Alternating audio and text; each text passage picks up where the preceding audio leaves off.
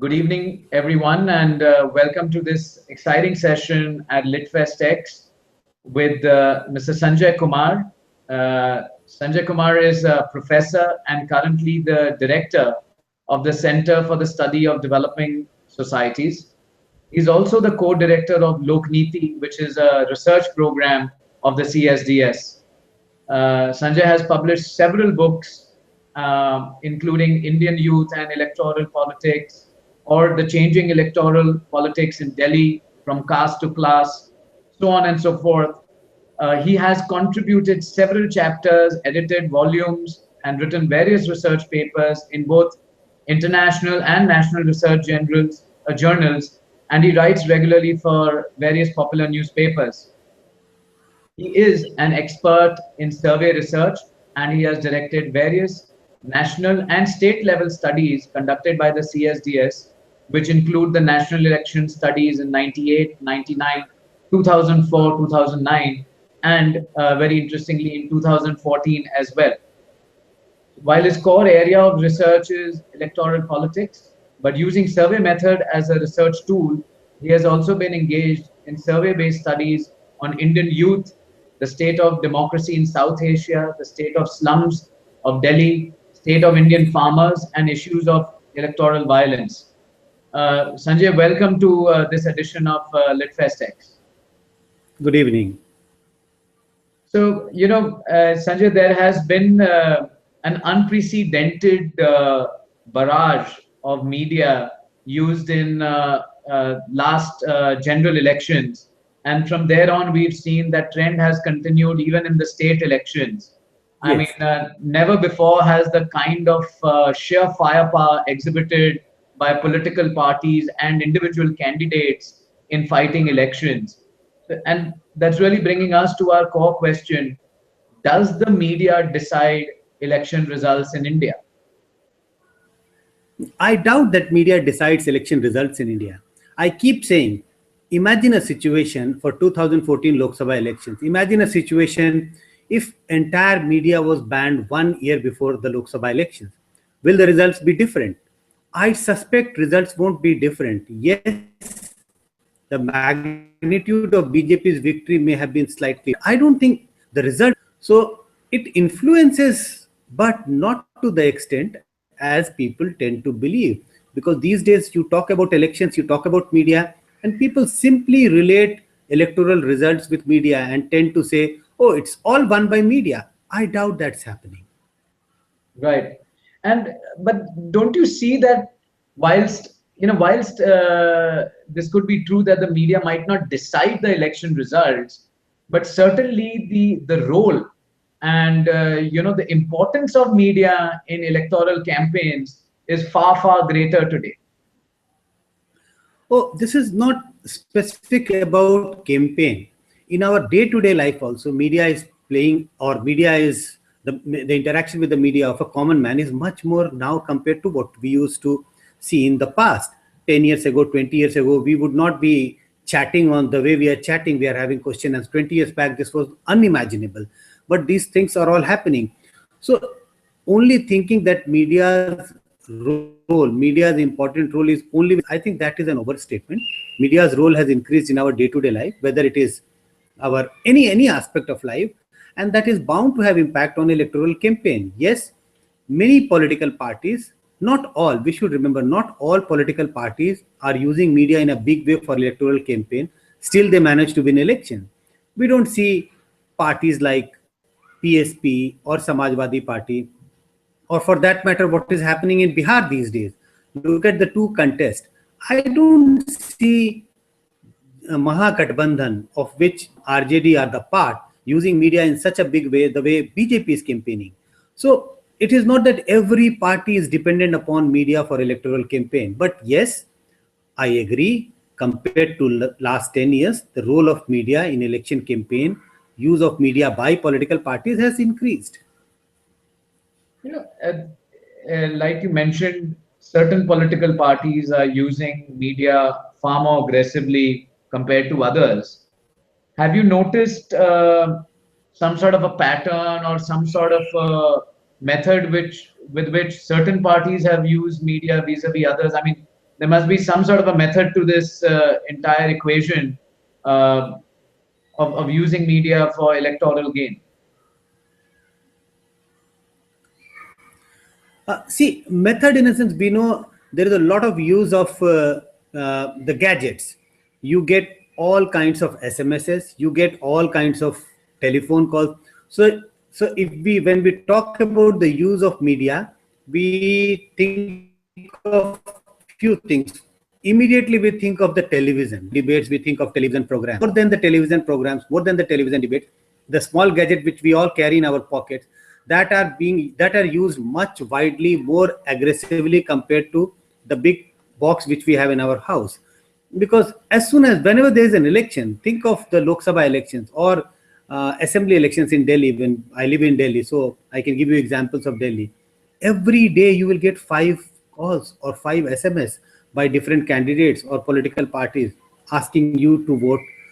Even election commission, which is a constitutional body, they also send SMSs and calls in order to mobilize voters to turn up for greater number to vote. So the media is being used more.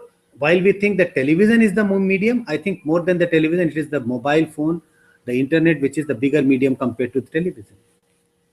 Clearly, an interesting point you mentioned is the localization in a way of media use. So the mobile phone. I was reading recently that in the current Bihar elections, there was an analysis about the number of outdoor media, number of hoardings that one party had captured vis-a-vis the other, especially in Patna. And so, have you seen these have any predictable results or any specific benefits in terms of the outdoor, proliferation of maybe the face of one, candidate? See, 2 points I would like to mention. While we see an increasing role of media in political campaign, but this is not, political parties knows that this is not a substitute for the traditional kind of a campaign. Not stop having big rallies. Political parties have not stopped putting up hoardings, which you have already mentioned. Political parties have not stopped padyatras. So media, using media for the campaign is just an add-on. This is not a substitute for the traditional kind of a campaign. And we are seeing all this happening in Bihar. While media is being used, but it is no substitute for door-to-door campaign. And if you go by the newspaper reports, we know that now the BJP has asked his leaders to go door to door, move on the roads, not by, not traveling by helicopters, etc. Because though person to person contact is important, there is no substitute to that. And so media is kind of an add-on to the traditional method of campaign. It's not a substitute to the traditional method of campaign. Right, right. But so for example, we have also seen that, like you mentioned, debates on television, or even very sort of long, in-depth interviews, wherein editors and reporters almost grill candidates or spokespersons about manifestos, about promises, about their views on the election. Do you think those have any kind of a swing on viewers, on voter behavior? I can give you 2 examples. One about an individual. People keep blaming more the opinion poll rather than the television debates. People think, oh, these opinion polls are actually influencing voters' mind. Whosoever posed this question or put a big question mark on what is the utility of these opinion polls, because these are influencing voters' mind, I actually bounce back the question to that person to say, okay, tell me, have you watched opinion poll? He would say, yes, yes, I have watched several opinion polls. I have read that in the newspaper. And the follow-up question is, but are you going to change your voting decision? Do you get influenced by these polls?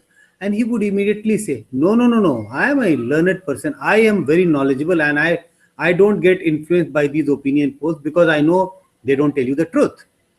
So we all know who are the people who consume media in a bigger way. This is the urban middle class more than the rural people. So if the middle class, urban middle class says they are not getting media, they are not changing their voting decision, then who is changing their voting decision? Those who don't get access to the media or get very little access to the media. So again, I would say this is an overstatement. People take interest in media, take interest in all those which gets reported in the media about political campaign, TV debates, long interviews, opinion polls. But the extent of its influence decision is again an overstatement. But I would not say that it doesn't influence anybody's decision. I think there are tiny section of voters, and I would say tiny because in my assessment they are roughly in the range of 10 to 15% who are the floating voters, and they actually decide, they actually keep watching these carefully, and then some of them gets influenced. But I think roughly this is only in the range of 2%, not more than that. So maybe what you're saying is maybe in very close contests, Yeah. there, this small swing could actually be the deciding factor, which could have been, like you said, influenced by, the media interaction or, media bombarding, if you will. Yeah, in close contest this can matter, but not in a swing election. But yes, if there is a close contest, it's a close election, then all this can matter, and then this media would have certainly have an impact on the electoral outcome. But in swing elections, this hardly matters. So on a scale of, let's say, 1 to 10, one being zero influence and 10 being, very high influence, Yeah. where would you place sort of general media? I would say on the one end, it's just one, not more than that. Not more than that. It doesn't influence that much. Okay. And you spoke about some of the differentiation between television and then print. What is your view in terms of the different in impact between print media and television media? No, it is certainly the impact of the electronic media. The television is much more on the minds of the voters. But I would like to add one thing, which is to say, more than the opinion poll, I think the TV debates, large number of TV debates which keep happening on different channels, that has a greater impact on voters' mind rather than looking at the opinion polls, because normally we know people don't trust opinion polls much. So TV has a greater impact on influencing voters' mind rather than what we read in the newspaper, because in the newspaper people read it very, very carefully. But I think that because in TV debates, TV, you hear different voices at the same time. That is not there in the newspaper. You just read one person's opinion. And in the TV debate, there are charges, counter charges, allegation, counter allegation. So then people start thinking about, oh, this person is telling the truth. No, this is wrong, this is right. When you're reading, this is one-way interaction. Even in the TV, it's not one way. It is, in a sense, one way, but there are different people talking and countering each other. But that doesn't happen in newspaper. So you raised a very important point around one-way interaction. The last general election saw an unprecedented use of social media. Yeah. And clearly it was the BJP which was leading that use, on Twitter and Facebook. And one could even argue that, the use of WhatsApp was phenomenal by BJP in many ways. So, and this obviously is a very interactive medium. What role do you think going forward as we become more of an urban society, or let's say certainly in urban areas where internet penetration is high and use of social media is high, what role do you think social media will play going forward in elections and in campaigns? I think the nature of elections in India is going to change drastically in the next one decade. For the last 50 years, political parties actually focused on the rural voters, precisely because 70% of the voters live in the rural areas. India is expanding very rapidly in terms of urban population. Nature, I think the demand, expectations, anxieties of urban voter is different compared to the rural voter. So that big change we would witness in Indian electoral politics in coming decade. Related to that is also the nature of campaign is changing. While in the rural areas, still parties would have to depend upon padyatras, door-to-door campaign, which is not possible in the urban areas, or they would not like to do that in the urban areas. So the role of media, the use of media for election campaign is going to be much more intense in coming days, coming months, coming years, coming decade in the urban areas compared to what we would see in the rural areas. There is no going back.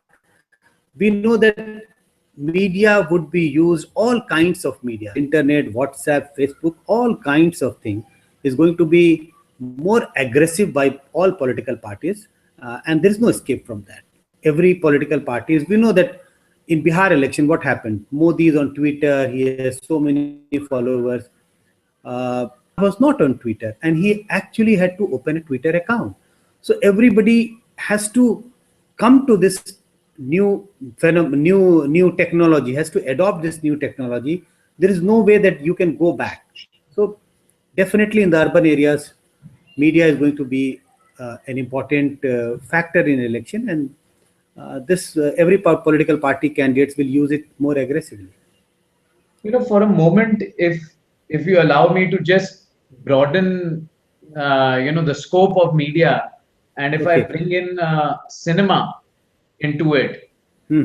uh, I'm sure you will agree that, you know, uh, in the election years or in a year before the election years, every time we have seen politically oriented movies being made and really pushed in a very short time span. So, a year before the general elections, I think we would have had several of these movies about activism, politics, in the backdrop of UP and MP and Bihar or Delhi, so on and so forth. And do you think these movies are clearly? I mean, one would imagine that the motive is to cash in on that election fever or to cash in on voter mentality. But do you think they also influence voters to a certain extent? I think they do not influence voting decision, but yes, the kind of picturization we have seen about politics, nature of politics in the movie, uh, that actually has distorted the nature of the actual character of politics and the politician. While I'm not saying that we don't have politicians with tainted image, but tell me one single movie, or maybe one out of 100 would be, we might find one out of 100 movies where politician is seen as a noble creature, as someone who actually works for the people. He is always seen as a villain in the picture, and that is what has gone deep among the Indians. We all, or many people, tend to believe that politicians, if as soon as you say politics and politician, it is a kind of a hate word. Nobody like these words. Politician, don't do politics. Politics is a noble, don't people don't think it is a noble thing. So these pictures, which are released just before elections, few months, maybe a year before elections, actually I think creates or reinforces the image of a politician, which is a negative, very very negative image, rather than doing anything good to voters' mind. Except for one or two pictures which have come up in the last couple of years, but largely it creates a negative picture, and I don't think it has any contribution to creating a positive image of politics, positive image of politician. Um, but I doubt it has any influence on changing voting decision or influencing my mind about which party to vote for, or whether to vote or whether not to vote for. Right.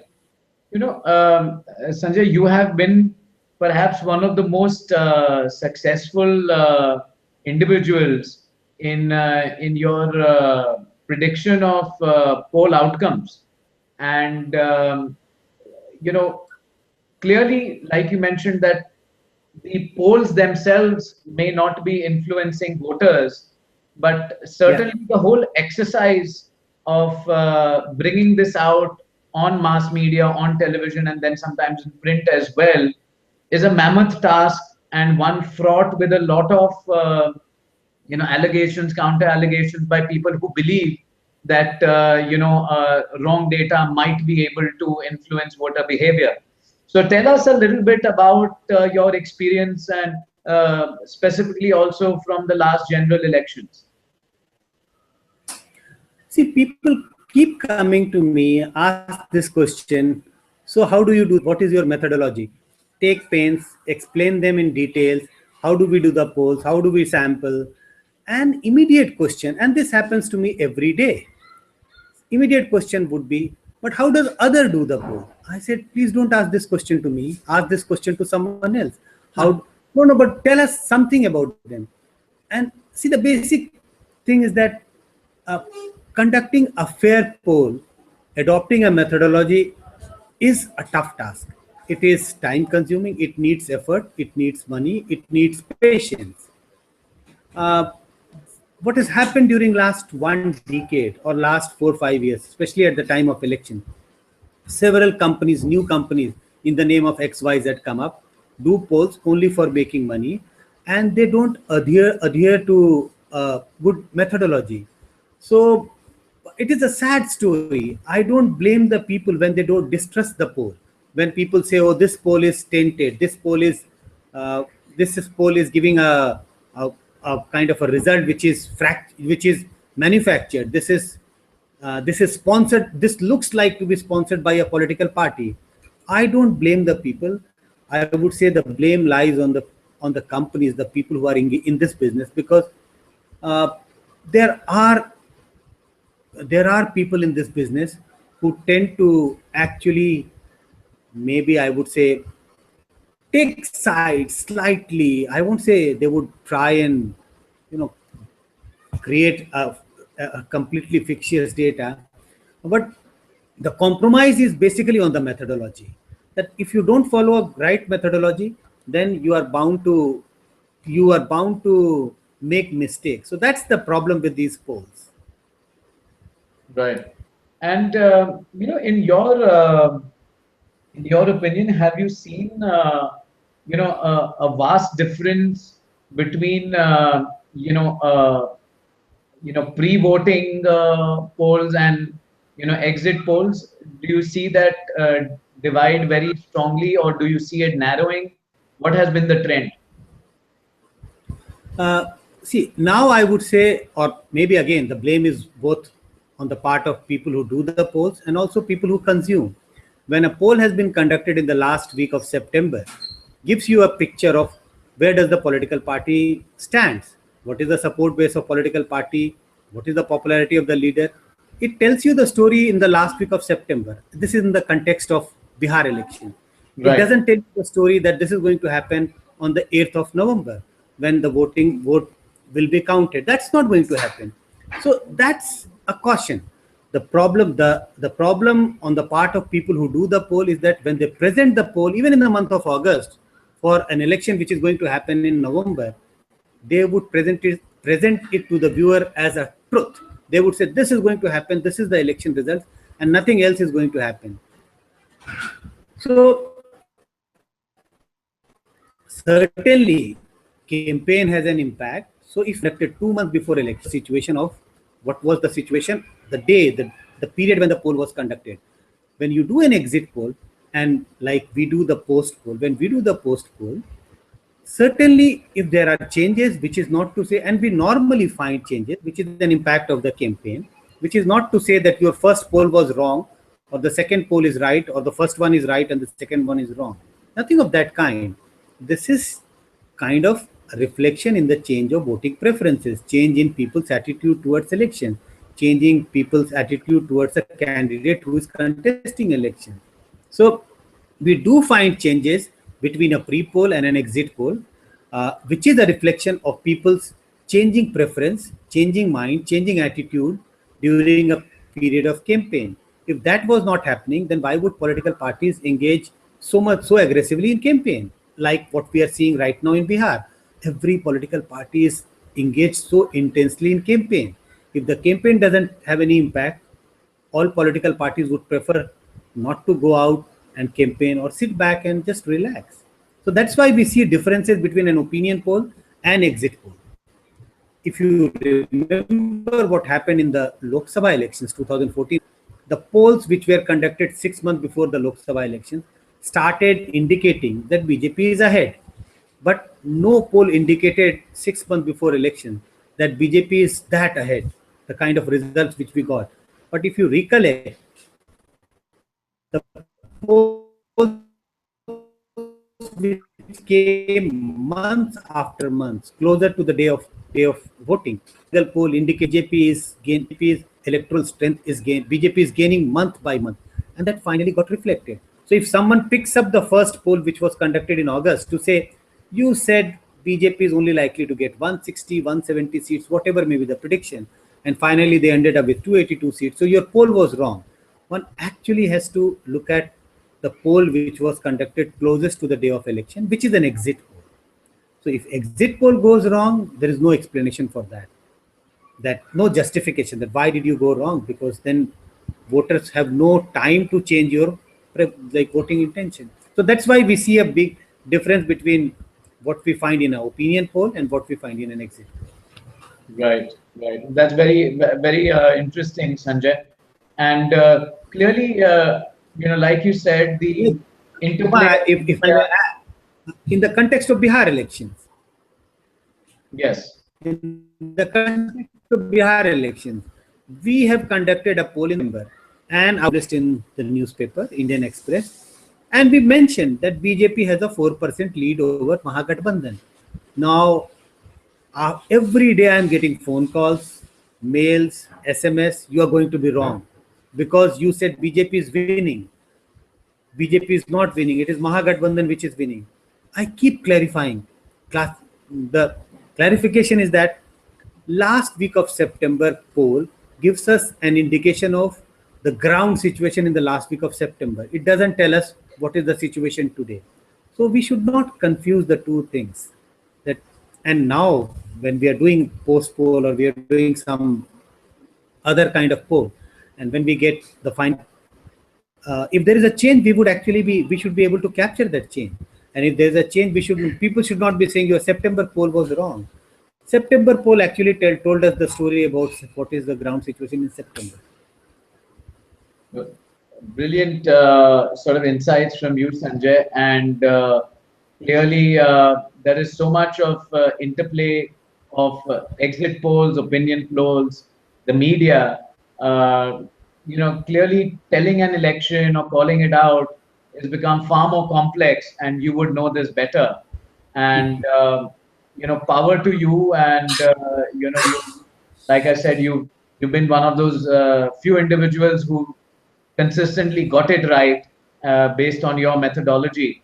And we wish you continued success. And even in terms of the books that you have been authoring, the way you have captured the psyche and the mentality as a body of the youth of India, which obviously are coming up to be one of the largest electorates, is commendable. And we wish you continued success. And thank you so much for joining us on LitFestx. Thank you, Kumar. Thank you.